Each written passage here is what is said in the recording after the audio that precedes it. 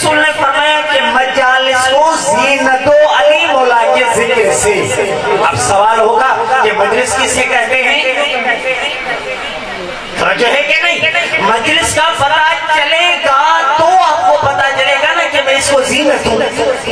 پھر دوسرا سوال ہوگا جب مجلس کا آپ کو پتہ چل گیا تو زینت کسے کہتے ہیں؟ زینت ہم جیسے دیں جس طرح آپ کے دماغ میں لوگوں نے بٹھایا ہے کہ مجلس یہ ہے، جس طرح آپ کے دماغ میں بٹھایا گیا ہے کہ اس کی زینت یہ ہے، کیا نبی مکرم نے وہی مطلب اپنے ذہن میں رکھ کر عالم انسانیت کو درس دیا کہ یہی ہے جو کر رہے ہو؟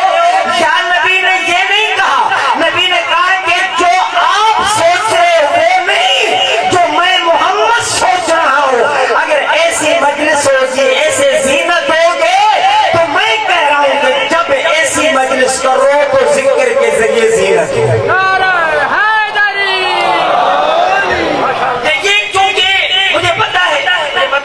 جب ہم اس طرح کی بات کرتے ہیں تو لوگ تھوڑا سا ناراض ہو جاتے ہیں کہ یہ آیا ہے ہمیں پڑھانے والا، لیکن کیونکہ یہ پہلا سبق ہے عزیزو آپ اور ہم کے لیے، کیونکہ 61 ہجری میں سید الشہداء نے قربانی دی.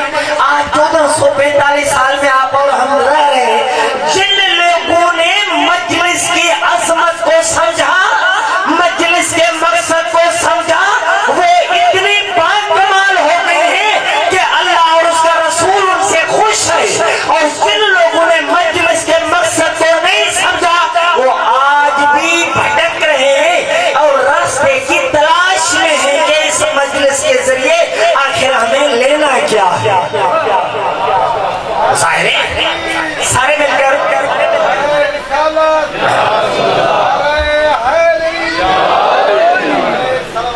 اللہم صلی علی محمد و آل محمد. جلدی جلدی تک میں گزرتا ہوں. پہلا سبق مجلس کسے کہتے ہیں؟ آپ سب اپنے ذہن میں رکھیں کہ آپ لوگ مجلس کو کیا سمجھتے ہیں. پھر ہم پوچھتے ہیں رسول سے، پھر ہم پوچھتے ہیں مولا علی سے، پھر ہم پوچھتے ہیں امام صادق کے مولا بتاؤ ہمارے ذہن میں تو یہ لوگوں نے بٹھایا ہے. آپ کے تعلیمات میں مجلس کسے کہتے ہیں؟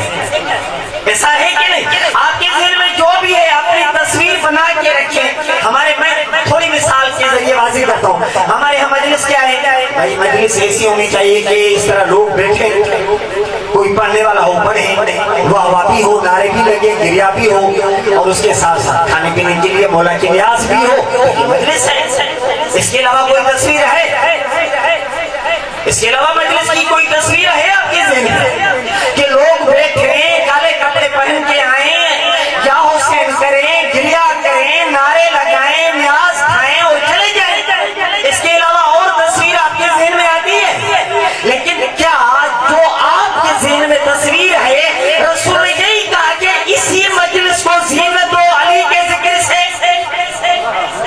اسی مجلس کو دوسری بات آئے گی کہ زینت کیسے دیں؟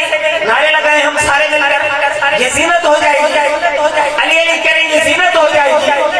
کیا کریں کہ ایسی مجلس کی زینت ذکر علی بن جائے؟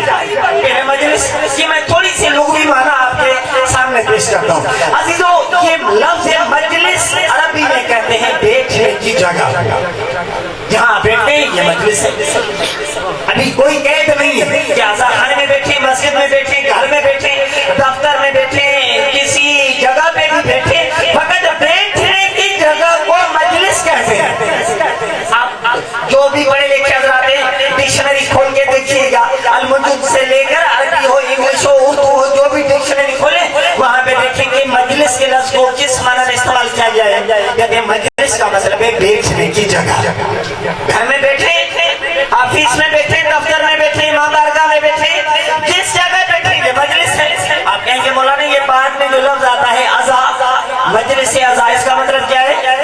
اس کا مطلب ہے عزا کا مطلب ہے تعزیت پیش کرنا، کسی کے غم میں شریک ہونا، کسی کو پرسا دینا. اللہ نہ کرے کوئی انتقال کر جاتا ہے تو علاقے کے لوگ اس کو تعزیت کے لیے جاتے ہیں نا، اس کو پرسا دینے کے لیے جاتے ہیں نا. کہاں جاتے